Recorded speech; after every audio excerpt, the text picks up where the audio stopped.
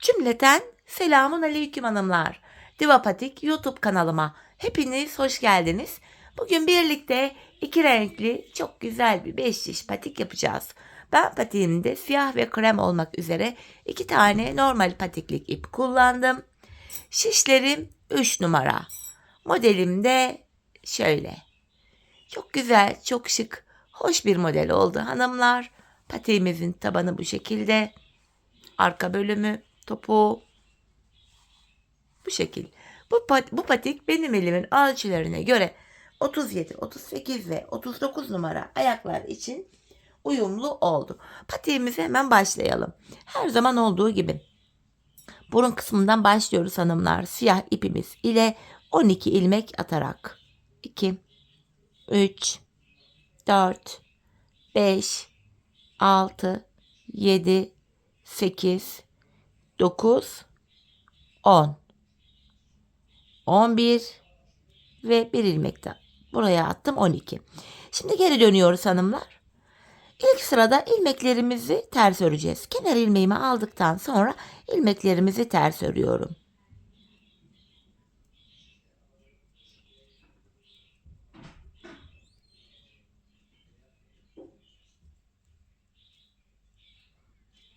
Sonuncu ilmeğimi de ters ördüm. Geri dönüyorum hanımlar. Ön yüzdeyiz. Artık düz örgü uygulaması yapacağız. 5'e de geçeceğiz. Kenar ilmeğimi aldım. Şu ikinci ilmeğim 3, 4, 5, 6. İlk 6 ilmeğimi ördüm. Kalan 6 ilmeğimi de diğer şişimle örüyorum. Tamamen düz örgü yapacağız hanımlar artık. Şimdi hiç geri dönmeden ilk başladığımız yerlerden şimdi 3. şişimize ilmekler çıkartacağım. İlk ilmeğimi hemen şu kenara, ilmeğin iki kanadına birden girerek çıkartıyorum. Devamında ilmek çıkartabilmek için de tığımdan yardım alacağım. Hanımlar bu aşamada sırasıyla başlangıç yerlerine ilmeğin iki kanadına birden girerek ilmekler çıkartacağız. Şişimize takacağız. Bakın şöyle. Siyah olduğu için videoda net görünmeyebilir ama başlangıç yerlerine ilmeğin iki kanadına birden girerek ilmek çıkartıyoruz. Burada hanımlar 5 ilmeğim oldu. Bir ilmek daha çıkarttım 6. Şimdi bir 6 ilmek daha çıkartacağım. Onu da 4. şişime takacağım. Şu birinci ilmeğim. 2 3 4 5 ve bir ilmek de hemen şu kenara girerek buradan çıkartıyorum 6. 4 şimdi de 6'şar ilmeğim oldu. Şimdi bir sıra ilmeklerimizi düz öreceğim hanımlar. 5 şiş patikte bir sıra dediğimiz olay şudur. 4 şişimizdeki ilmeklerimizi de örüp tamamlayınca bir sıra örmüş oluyoruz. İlk şişimdeki 6 ilmeğimi ördüm. Boş olan şişimiz ile sıradaki şişteki ilmekleri örüyoruz. Şu an ikinci şişimdeyim. Buradaki 6 ilmeğimi de örüyorum. 5 şiş patik aynı yöne dolana dolana bu şekilde örülüyor. 3. şişime geldim. Buradaki ilmeklerimi de yine örüyorum. 4. ve sonuncu şişime geldim. Buradaki ilmeklerimi de düz öreceğim. Böylece hanımlar bir sıra ilmeklerimizi örmüş olduk. Şimdi tekrar ilk şişimdeyim. Artırmalara başlayacağız. Artırma işlemini hanımlar şöyle patik burnuna baktığımızda sağ ve sol kenardan yapacağız. Orta kısımlardan artırma yapmıyoruz. İlk şişimdeyim. Kenarım hemen başta. Burada ilk 2 ilmeğimi öreceğim. Ardından ikinci ilmeğimin altında hemen ilmeğim var. İkinci ilmeğin altındaki ilmeğin kenarına girerek buradan aldığım ilmeğimi de örüyorum. Kalan 4 ilmeğim düz örülüyor. Birinci şişimde artırmamı yaptım. 7 ilmeğim oldu. İkinci şişimdeyim. Kenar sol tarafta. Son 2 ilmek kalana kadar öreceğim. Hemen sondan ikinci ilmeğimin altındaki şu ilmeğimin kenarına girdim ve buradan aldığım ilmeğimi ördüm. Kalan 2 ilmeğimi de düz örüyorum. Burada da 7 ilmeğim oldu. 3. şişimdeyim hanımlar. Kenarımız hemen başta. İlk 2 ilmek örüyorum. Ardından ikinci ilmeğimin altındaki şu ilmeğimin kenarına girerek buradan aldığım ilmeğimi de düz ördüm. Kalan 4 ilmeğim düz örülüyor. İlk 3 şişimde 7'şer ilmeğim oldu. 4. ve sonuncu şişimdeyim. Kenarımız sol tarafta. Son 2 ilmek kalana kadar örüyorum. Sondan ikinci ilmeğimin altına girerek buradan aldığım ilmeğimi de düz ördüm. Kalan 2 ilmeğimi de örüyorum. 4 şişimizde de hanımlar 7'şer ilmeğimiz oldu. Bir sıra artırma yaptık. Şimdi bir sıra 4 şişimizdeki 7 ilmeğimizi de düz öreceğiz. 5 şiş patikte hanımlar 5 şiş patik burnunda bir sıra artırma yaparken bir diğer sırada artırma yapmıyoruz. Sebebi şu: her sıra artırma yaparsak şayet patik burnumuz bir anda açılma yapar ve hoş bir görüntü olmaz. İkinci şişimdeki 7 ilmeğimi de düz ördüm. 3 ve 4. şişimdeki ilmeklerimi de düz öreceğim. Bu düz ilmekleri örerken artırma işlemini sizlere kısaca tekrar etmek istiyorum. Artırma işlemini 1. ve 3. şişimizde ilk 2 ilmeği ördükten sonra yapıyoruz. 2. ve 4. şişimizde de son 2 ilmek kalana kadar örüp öyle artırıyoruz. Evet, 4. şişimdeki ilmeklerimi de düz ördüm. Tekrar ilk şişimdeyim ve yeniden artırma zamanı. Şimdi kenarımız hemen başta. İlk 2 ilmeğimi örüyorum. Ardından ikinci ilmeğimin altındaki hemen şu ilmeğin kenarına girerek buradan aldığım ilmeğimi de düz ördüm. Kalan 5 ilmeğim düz örülüyor. İlk şişimde 8 ilmeğim oldu. İkinci şişime geldim. Kenarımız sol tarafta. Son 2 ilmek kalana kadar örüyorum. Sondan ikinci ilmeğimin altına yani şuraya girerek buradan aldığım ilmeğimi de düz ördüm. Son 2 ilmeğimi de örüyorum. İkinci şişimde de 8 ilmeğim oldu. Üçüncü şişimdeyim. Kenar hemen başta. İlk 2 ilmeğimi örüyorum. İkinci ilmeğimin altındaki şu ilmeğin kenarına girerek buradan aldığım ilmeği de düz ördüm. Kalan 5 ilmeğim yine düz örülüyor. İlk 3 şişimde 8'er ilmeğim oldu. 4. ve sonuncu şişimdeyim. Kenarımız solda. Son 2 ilmek kalana kadar örüyorum. Sondan ikinci ilmeğimin altına yani şuraya girerek buradan aldığım ilmeğimi de düz ördüm. Kalan 2 ilmeğim de düz örülüyor. Hanımlar 4 şişte de 8'er ilmeğimiz oldu. Şimdi bir sıra artırma yaptık. Bir sıra 4 şişteki ilmeklerimizi düz öreceğiz. Sonraki sıra artıracağız. Düz öreceğiz. Artıracağız. Patik burnunu bu şekilde tamamlayacağız. Ben bu patiğimde her bir şişimde 14'er ilmek olana kadar artırma yaptım. Ardından modelime başladım. Dileyen 15'er ilmek de yapabilir. Ben 14 yapmayı tercih ettim. Bu şekilde uyumlu da oldu. Evet, şimdi hep birlikte artırmalarımızı yapalım gelelim. Ardından birlikte modelimize başlayalım. Evet hanımlar, her bir şişimde 14'er ilmeğim olana kadar artırmalarımı yaptım geldim. Artırmadan sonra bir sıra düz örmedim. Patiğimizin burun kısmındaki şu desenimizi yapacağız şimdi. Krem ipimi ekleyeceğim. Bu aşamada ilk şişimdeyim. İlk 2 ilmeğimi krem ipim ile örüyorum. 2 ilmek krem. Ardından hemen krem ipimin ucunu şurada siyah ipime düğümlüyorum. 2 tane sıkı bir düğüm atıyorum patiğimiz sökülmesin diye. Şimdi 2 tane krem ördüm. Modelin bu ilk sırasında bu burun kısmındaki modelin birinci sırası. 2 krem ile başladık. Hemen yanına 2 ilmek siyah örüyorum. Tekrar kremimi aldım. 2 krem, 2 ilmek siyah. Modelimizin birinci sırasında ilmeklerimizi 2 krem, 2 siyah olacak şekilde örüyoruz. İkinci şişime geldim. Buradan da hemen devam edeceğim. 2 siyah, 2 ilmek krem, 2 ilmek siyah, 2 krem, 2 siyah, 2 krem olacak şekilde 4 şişimizdeki ilmeklerimizi de bu şekilde örüyoruz. 2 siyah. Üçüncü şişime geldim. Hemen buradan devam edeceğim. 2 ilmek krem, 2 ilmek siyah, 2 ilmek krem, 2 siyah. Aynı işlemi bir sıra yapıyoruz. Yani 4 şişimize de uyguluyoruz. 2 siyah, 2 krem. 4. şişime geldim. Buradan da yine devam edeceğim. 2 ilmek krem, 2 siyah. Bakın 2 siyah, 2 krem. Yeniden 2 ilmek siyah, 2 krem, 2 siyah, 2 krem ve son 2 ilmeğimi de siyah ile ördüm. Modelin birinci sırasını tamamladık. Şimdi tekrar ilk şişimdeyim. Modelde ikinci sıramız. Bu sıramızda ilk ilmeğimi siyah ile örerek başlayacağım. Bir ilmek siyah, model birer ilmek sola doğru kayacak. Yanına 2 krem örüyorum.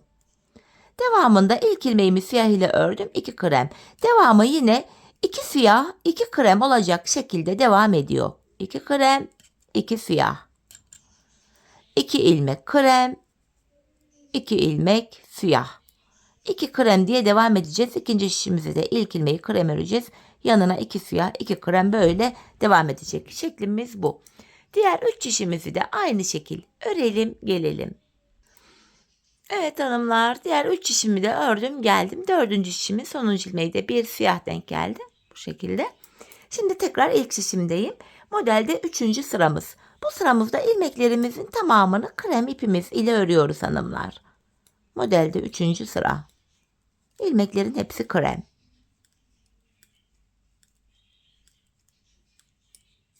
Bu şekilde. Diğer 3 şişimizi de örelim, gelelim. Evet, diğer 3 şişimi de ördüm, geldim. Şimdi tekrar ilk şişimizde modelde 4. sıradayız. Bu sıramızda da yine ilmeklerimizin hepsini krem ipimiz ile düz olarak örüyoruz. 4. sıramız. Evet, ilk şişimdeki ilmeklerimi bu şekilde ördüm. Diğer 3 şişimizi de örelim, gelelim. Evet, ilmeklerimi ördüm, geldim hanımlar. Şimdi tekrar ilk şişimde modelde 5. sıradayım. Bu sıramızda ilk ilmeğimi krem ile örüyorum. Bir krem, bir siyah. Bir ilmek krem, bir ilmek siyah. Bu 5. sıramızda da ilmeklerimizi bir krem, bir siyah olacak şekilde örüyoruz.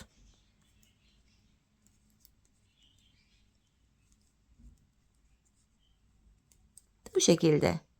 Diğer 3 şişimizi de örelim, gelelim. Evet, ilmeklerimi ördüm, geldim hanımlar. Tekrar ilk şişimdeyim. Modelde 6. sıramız. Bu 6. sıramızda tekrar ilmeklerimizin hepsini krem ipimiz ile örüyoruz.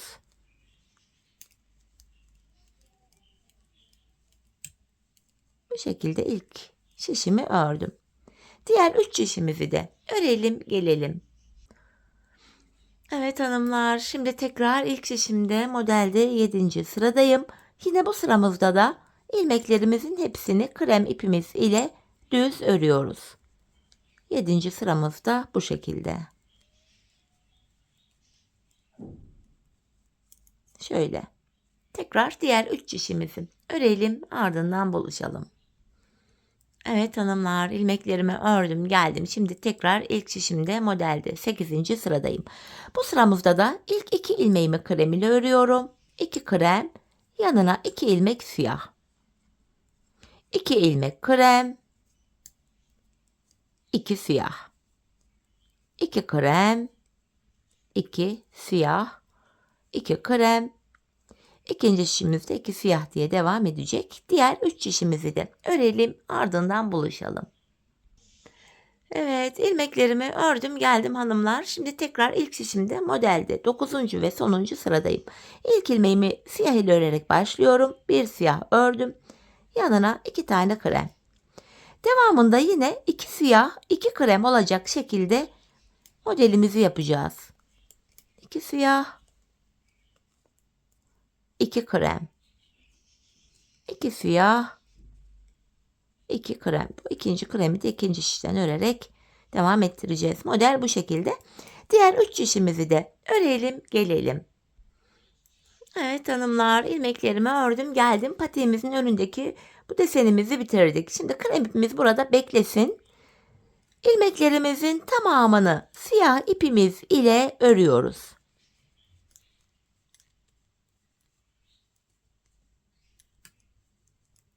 İlk şişimdeki ilmeklerimi bakın bu şekilde ördüm. Şimdi 4 şişimizdeki ilmeklerimizi de 3 sıra boyunca, yani 4 şişimizi siyah ile bir kere dolanacağız. Aynı şekilde tekrar bir kez daha dolanıp öreceğiz. Bir daha öreceğiz. 3 sıra olacak. 3 sıra örelim, gelelim. Evet hanımlar, 3 sıra boyunca ilmeklerimi siyah ipim ile düz ördüm geldim. Şimdi ana modele geçiyoruz. Ana modelimiz, yani şu modelimiz toplamda 15 sıradan oluşuyor ve 4 şişimize de birer tane model kuracağız. Toplamda 4 model olacak. Şimdi modelde ilk şişimdeyim. Birinci sıramız.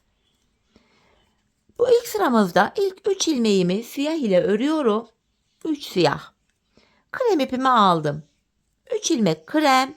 1, 2, 3. Bir siyah. Bir ilmek krem. Bir siyah. Ve yine 3 tane krem örüyorum. Kalan 2 ilmeğim siyah. Böylece ilk modelimizi yaptık hanımlar. İlk şişimize. Şimdi ilk şişimizde yaptığımız işlemin aynısını ikinci şişimize de yapacağız. Aynı işlemi 4 şişte de tekrar edeceğiz. İlk şişime ilk 3 ilmeğimi siyah örmüştüm. 1, 2, 3. Ardından kremimi alıyorum. Yine 3 krem. Aynı sayılarla aynı işlemi 4 şişede uyguluyoruz. 3 krem, 1 siyah. 1 krem, 1 siyah, 3 krem. Ve kalan 2 ilmeğim siyah. İkinci şişimize de modeli uyguladık. Geldik 3. şişimize. Aynı işlemi burada da yapacağım. İlk 3 ilmeğim siyah.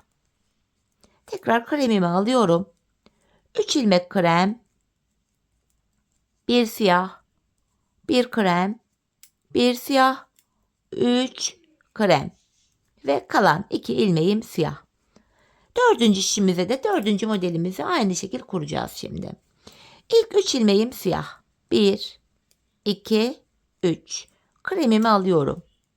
3 krem, 3 krem, 1 siyah, 1 krem, 1 siyah, 3 tane krem. Ve kalan 2 ilmeğim krem. Pardon, siyah. Evet. İlk modelimizi tamamladık. 4 şişimize de 4 adet model kurduk. Modelde şimdi tekrar ilk şişimde ikinci sıradayım. İlk 2 ilmeğimi siyah ile ördüm. Kremimi alıyorum. 3 krem, 2 siyah, 1 krem, 2 siyah ve 3 tane krem örüyorum. Sonuncu ilmeğim siyah. İkinci sırayı ilk şişe kurduk. Şimdi ikinci şişimizde de aynı işlemi yapacağız. Yine ilk şişte olduğu gibi ilk 2 ilmeğim siyah, kremimi alıyorum. 3 krem, 2 siyah, 1 krem, 2 siyah, 3 ilmek krem ve kalan 1 ilmeğim siyah. 3. şişime geldim. Aynı işlemi burada da yapıyorum. İlk 2 ilmeğim siyah. Tekrar kremimi aldım. 3 krem, 2 siyah, 1 krem, 2 siyah, 3 ilmek krem ve kalan 1 ilmeğim siyah. 4. şişime geldim. Aynı işlem devam ediyor. Yine ilk 2 ilmeğimi siyah ile ördüm. Tekrar modelimi yapıyorum. 3 krem, 2 siyah, 1 krem, 2 siyah, 3 tane krem. Kalan 1 ilmeğim siyah. 4 şişimizde de modeli uyguladık. Modelin ikinci sırası bitti. Tekrar ilk şişimdeyim. Hanımlar, modelde 3. sıramız. Bu sıramızda ilk ilmeğimi siyah ile örüyorum. Kremimi aldım. 3 krem, 2 siyah, 1 krem, 1 siyah, 1 krem, tekrar 2 ilmek siyah ve son 3 ilmeğim krem. Modelimizin 3. sırası da bu şekildeydi. İkinci şişimize de aynı işlemi uyguluyoruz. Yine ilk şişte olduğu gibi ilk ilmeğim siyah. 3 krem, 2 tane siyah, 1 krem, 1 siyah, 1 krem, 2 ilmek siyah ve 3 ilmeğim krem. 3. sırayı bu ikinci şişimize de uyguladık. Hanımlar, aynı işlem diğer şişlere de uygulanacak. 3. ve 4. şişimizi de ilk 2 şişimizde olduğu gibi örelim gelelim. Evet, 3. ve 4. şişimde ördüm geldim. Tekrar ilk şişimdeyim. Modelde 4. sıramız. Bu sıramızda ilk 5 ilmeğimi krem ile örüyorum. Pardon, siyah ile örüyorum. 2, 3, 4, 5. Kremimi aldım. Buraya bir krem, bir siyah, bir krem, bir siyah, bir krem ördüm. Kalan 4 ilmeğim siyah. Dördüncü sıramız da bu şekildeydi. İkinci şişimden devam edeceğim. Bu aşamada krem ip arkada uzun kalmasın diye siyahın üstünden atlatıyorum. Tekrar ilk şişimde olduğu gibi ilk 5 ilmeğim siyah. Ardından bir krem, bir siyah, bir krem, bir siyah, bir krem ve kalan 4 ilmeğim siyah ile örülüyor. Bu şekilde. Şimdi 3. ve 4. şişimizdeki modeli de ilk 2 şişimizde olduğu gibi örelim gelelim. Evet, ilmeklerimi ördüm geldim. Tekrar ilk şişimde modelde 5. sıradayım. İlk 3 ilmeğimi burada siyah ile öreceğim. Şöyle krem iğne atlatarak yaklaştırdım. İlk 3 ilmek siyah. Tekrar krem ipimi alıyorum. 3 krem, bir siyah, bir krem, bir siyah, 3 tane krem. Kalan 2 ilmeğim siyah. Bu şekilde ilk modelimizi yaptık. Şimdi ikinci şişimde de yine ilk şişimdeki işlemi uygulayacağım. İlk 3 ilmeğim siyah. Ardından krem ipimi alıyorum. 3 krem, bir siyah, bir krem, bir siyah, 3 tane krem. Ve kalan 2 ilmeğim siyah. İlk 2 şişimize modelimizi uyguladık. 3. ve 4. şişimizi de örelim gelelim. Evet hanımlar, 3. ve 4. şişimi ördüm geldim. Şimdi tekrar ilk şişimdeyim. Modelde 6. sıra. Bu sıramızda ilk 2 ilmeğimi siyah ile örüyorum. Krem ipimi aldım. Buraya 3 krem, bir siyah, 3 krem, bir siyah, 3 krem ve kalan bir ilmeğimi siyah ile ördüm. Modelimiz bu şekildeydi 6. sıramız. Şimdi ilk şişimize yaptığımız işlemi diğer 3 şişimize de aynı şekilde uygulayacağız. Aynı sayılarla. Diğer 3 şişimizi de örelim gelelim. Evet, diğer 3 şişimi ördüm geldim. Tekrar ilk şişimdeyim hanımlar. Modelimizde 7. sıra. Bu sıramızda ilk ilmeğimi siyah ile örüyorum. Bir ilmek siyah ile başladım. Kremimi alıyorum. 3 krem, bir siyah, 5 ilmek krem, bir siyah ve kalan 3 ilmeğim krem. 7. sıramız bu şekilde. Diğer 3 şişimizi de aynı şekilde aynı sayılarla örelim gelelim. Evet hanımlar, diğer 3 şişimi ördüm geldim. Tekrar ilk şişimde modelde 8. sıradayım. 7. sıradaki işlemin aynısını yapıyorum. İlk ilmeğim siyah. 3 kremimi krem ile ördüm. Bir siyah. 5 krem. Bir siyah. Ve kalan 3 ilmeğim krem. 7. sıra ile 8. sıra aynı bu şekilde. Diğer 3 şişimizi örelim gelelim. Evet hanımlar, diğer 3 şişimi de ördüm geldim. Şimdi tekrar ilk şişimdeyim. Modelde 9. sıram. İlk 2 ilmeğimi siyah ile örüyorum. 2 siyah. Ardından 3 krem. 1 siyah. 3 ilmek krem.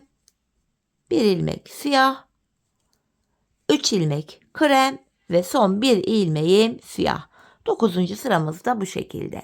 Diğer 3 şişimizi örelim gelelim. Evet, ilmeklerimi ördüm geldim. Tekrar ilk şişimdeyim. Modelde 10. sıram. Bu sıramızda ilk 3 ilmeğim siyah. Ardından krem ipimi alıyorum. 2 ilmek krem. Bir siyah. Bir krem. Bir siyah. Bir krem. Bir siyah ve 2 tane krem ördüm. Kalan 2 ilmeğim siyah ile örülüyor. 10. sıramız da böyle. Diğer 3 şişimizi örelim gelelim. Evet hanımlar, diğer 3 şişimi de tamamladım geldim. Şimdi modelimizde ilk şişimizde 11. sıradayız. Bu sıramda ilk 4 ilmeğimi siyah ile öreceğim. Yine bu aşamada kremi atlatarak yaklaştıracağım arkada uzun kalmasın diye. 4 ilmek siyah ile ördüm. Buraya 2 krem, 1 siyah. 1 krem, 1 siyah. 2 tane krem örüyorum. Kalan 3 ilmeğim siyah. 11. sıramız da bu şekildeydi. Yine bu aşamada kremleri şu aralardan şöyle atlatarak götüreceğiz hanımlar. Diğer 3 işimizi de tamamlayıp gelelim. Evet hanımlar, diğer 3 işimi de ördüm geldim. Tekrar ilk işimdeyim. Modelimizde 12. sıradayım. Bu sıramızda ilk 3 ilmeğimi siyah ile örüyorum. Kremimi aldım. 2 krem, 1 siyah, 1 krem, 1 ilmek siyah, 1 krem, 1 siyah, 2 tane krem ve kalan 2 ilmeğim siyah. 12. sıram bu şekilde. Diğer 3 işimizi örüp gelelim. Evet hanımlar, ilmeklerimi ördüm geldim. Şimdi tekrar ilk işimdeyim. Modelimizde 13. sıra. Bu sıramda ilk 2 ilmeğimi siyah ile örüyorum. 2 tane siyah. Tekrar kremimi aldım. Buraya 2 tane krem, 1 siyah, 1 krem, 1 siyah, 1 krem, 1 siyah, 1 krem, 1 siyah, 2 tane krem ve kalan son 1 ilmeğim siyah. Bu şekilde 13. sıra. Diğer 3 işimizi örelim gelelim. Evet, ilmeklerimi ördüm. Tekrar ilk şişimde modelde 14. sıradayım hanımlar. Bu sıramızda ilk 4 ilmeğimi siyah ile örüyorum. 4 ilmek siyah. Hemen krem ipimi aldım. 1 krem, 1 siyah, 1 krem, 1 siyah, 1 krem, 1 siyah, 1 krem. Ördüm. Kalan 3 ilmeğim siyah ile örülüyor. 14. sıramız bu şekildeydi. Şöyle. Bu aşamada yine kremi şöyle aradan atlatarak götüreceğiz. Diğer 3 işimizi tamamlayıp gelelim. Evet, ilmeklerimi ördüm geldim hanımlar. Şimdi tekrar ilk şişimde modelde 15. ve sonuncu sıram. Yine kremi şöyle atlatarak yaklaştırdım. Şöyle. İlk 5 ilmeğim siyah. 1, 2, 3, 4, 5.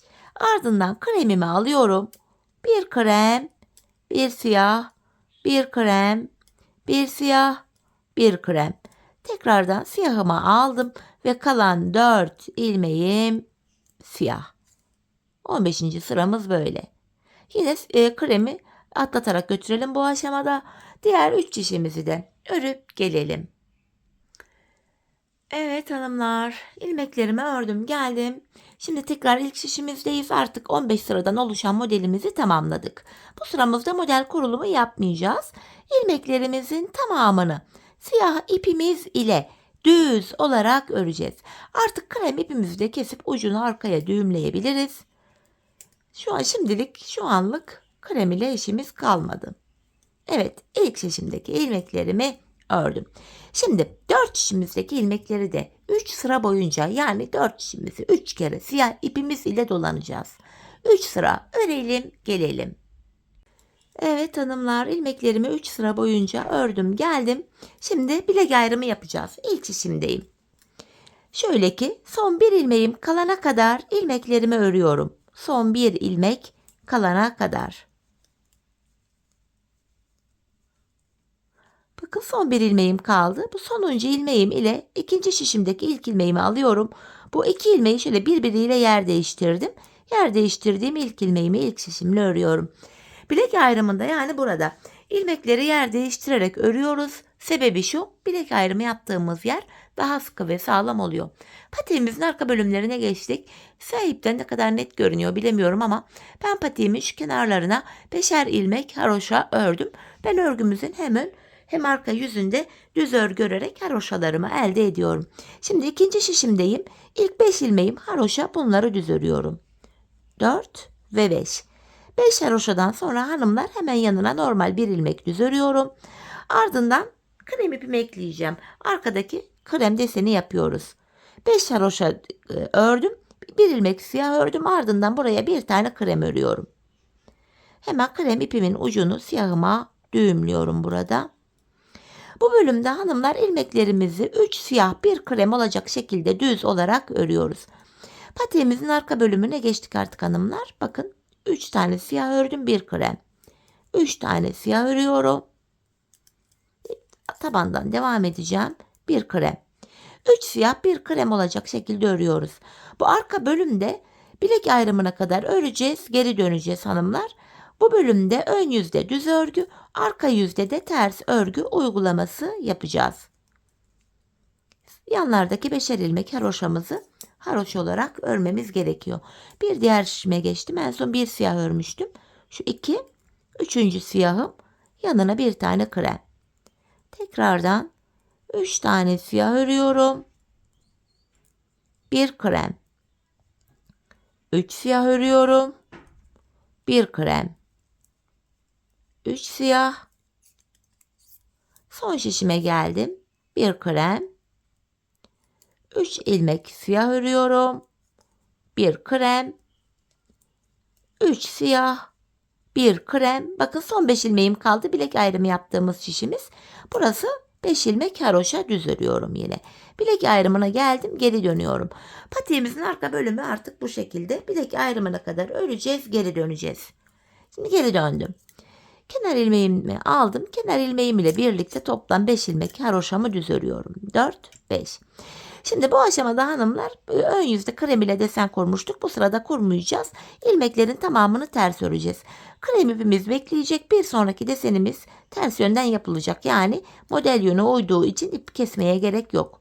Krem beklesin. Şimdi arka yüzdeyim. İlmeklerimin tamamını siyah ipim ile ters olarak örüyorum.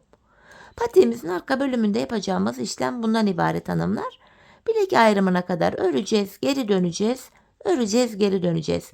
Ön yüzdeysek eğer düz örgü, arka yüzdeysek de şu anda yaptığımız gibi ters örgü uygulaması yapacağız. Sadece bilek kenarlarındaki 5'er ilmek haroşamızı haroşa olarak öreceğiz. Her iki sırada bir de model tekrarı yapacağız hanımlar. Krem ile desenimizi yapacağız. Modelimizden sonraki bu ilk sıramız oluyor. Her iki sırada bir krem ile model yapacağız. Son şişime geldim. Burada da yine ilmeklerimi ters öreceğim. Sadece kenardaki son 5 haroşa ilmeğimi düz öreceğim. Bakın son 5 ilmeğime geldim. Haroşalarımı düz olarak örüyorum. Bilek ayrımına geldik. Şimdi geri döneceğiz hanımlar tekrar. Bu kenarlarda birer diş haroşamız oluştu. Şimdi tekrardan ön yüzdeyim. Kenar ilmeğimi aldım. 5 ilmek haroşam zaten buraya düz örülüyor. Devamındaki ilmeklerimizi de yine düz olarak öreceğiz hanımlar.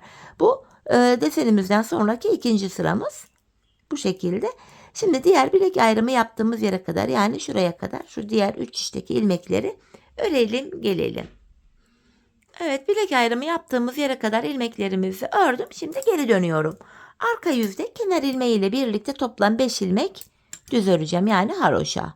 4, 5. Şimdi ilmekleri ters öreceğiz. Tekrar modeli kuracağız. Bu desenlerimizi model aralarında 3'er siyah vardı. Tam ortadaki siyaha denk gelecek şekilde kuracağız. 5 haroşamdan sonra 2 ilmek ters örüyorum. Tam bu ortaya gelecek yere bir ilmek ters ördüm bu defa kremim ile. Krem modeli bu defa arka yüzde ters yapıyoruz. Devamında 3 siyah, 1 krem. 3 ilmek siyah. Diğer şimdiden devam ediyorum. Şu 3. siyahım. 1 krem. Ters ördüm. Tekrar 3 tane siyah. 1 krem. 3 ilmek siyah. 1 krem. 3 siyah. 1 krem. Bir diğer şişime geçtim. Yine 3 siyah diye devam ediyorum. Tam ortaya 1 ilmek krem. Bu şekilde. Bu krem modelin ilkini ön yüzde kurmuştuk. İkinciyi arka yüzde kurduk. Üçüncü tekrar ön yüze denk gelecek. Dördüncü arka yüze. Her iki sırada bir aynı şekilde modelimizi yapacağız hanımlar. Tekrardan 3 tane siyah örüyorum. Son şişime geldim. Şu 3. siyahım. 1 tane krem. 3 ilmek siyah. 1 ilmek krem. 3 ilmek siyah ördüm. Artık krem örecek yer kalmadı. Son 5 ilmeğim haroşa düz olarak örüyorum hanımlar. Tekrar bilek ayrımından sonra geri döndüm. Şimdi ön yüzdeyiz. Tekrar kremi burada bekleyecek hanımlar. 2 sıra ilmekleri düz öreceğiz. Yani ön yüzde diğer bilek ayrımına kadar öreceğiz. Tekrar geri döneceğiz. Arka yüzde de ilmeklerimizi öreceğiz. Modelden sonra 2 sırayı tamamlamış olacağız. Sonra tekrardan krem ile ön yüzde modelimizi kuracağız. Bu üçüncü modeli de yine ilk modeliyle aynı şekilde kuracağız hanımlar. Tam aralara gelecek şekilde. Zaten bakın hemen model üzerinde göstereyim. Birinci, üçüncü, beşinci, bir, üç, birinci model, üçüncü model, beşinci model, yedinci ve dokuzuncu model aynı sayıda aynı hizada yapılırken 2, 4, 6 ve 8, 10. model aynı hizada aynı sayılarla birbirinin arasına gelecek şekilde kuruluyor. Patiğimizin arkası böyle ilerleyecek. Ben bu patiğimin arka bölümüne toplamda kenara 15 sıra haroşa ördüm hanımlar. 15 sıra bu zamana kadar da şu krem modele devam ettim. Sizler bu aşamada patiğinizin arka bölümünü örerken ayağınıza ölçün. Bir deneyin. Patiğinizin arkasını topuğunuzun kenarına gelene kadar örün hanımlar. Bu şekilde ölçerek yaparsanız patik ayağınıza tam olur. Ben 15 sıra yaptım. Belki siz 17 yaparsınız. Belki 14. Tamamen ölçülerinize göre değişir. Şimdi hep birlikte patiğimizin arka bölümünü tamamlayalım. Gelelim. Ardından birlikte topuğumuza geçeceğiz. Evet hanımlar, patiğimin arka bölümünü ördüm ve geldim. Burada 15 sıra haroşam var. Şimdi krem ipimi de artık kestim hanımlar. Topuğumuzu örmeye başlayacağız. Bu aşamada bilek ayrımından sonra şu bölüm genişlediği için 4 şişte olan ilmeklerin hepsi şöyle bakın dümdüz duruyor. Tek şişte toplanacak duruma geldi. Ben de bu aşamada topuk kesiminde bana kolaylık sağlasın diye ön yüzden baktığımızda sol kenara 24 ilmek ayırdım. Kalan ilmekleri sağ şişime taktım. Şimdi topuğumuzu kesmeye başlayacağız. Patiğimizin bu topuk bölümünde kenardaki 5 ilmek haroşamızı yine haroşa olarak öreceğiz. Model bütünlüğü sağlansın diye. 5 ilmek haroşamı ördüm. Ön yüzdeyim şimdi. İlmeklerimi düz olarak ve sayarak örmeye devam edeceğim. 5 haroşamı örmüştüm. 6, 7, 8, 9, 10, 11, 12, 13, 14, 15, 16, 17, 18, 19, 20, 21, 22, 23 ilmek ördüm. 24. ilmekte öndeki 2 ilmeği birlikte keserek örüyorum. 23 ilmek ördüm. 24'te kesim yaptım. Zaten bu sol tarafa da 24 ilmek ayırmıştık. Topuğumuz için ortaya bakıyoruz. Burada 7 ilmek kaldı. Bu 7 ilmek her seferinde birer birer kesilecek, eksilecek, bitecek ve böylece topuğumuz oluşacak. Şimdi yapacağımız işlem şu. Kesim yaptıktan sonra geri dönüyoruz. Arka yüzdeyim. Kenar ilmeğimi aldıktan sonra arka yüzde ilmeklerimi ters olarak örüyorum. Sadece kenardaki son 5 haroşa ilmeğimi düz öreceğim.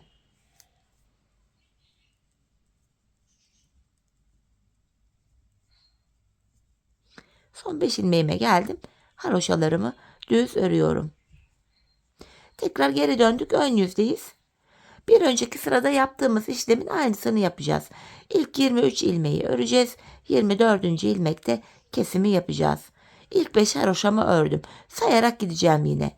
6, 7, 8, 9, 10, 11, 12, 13,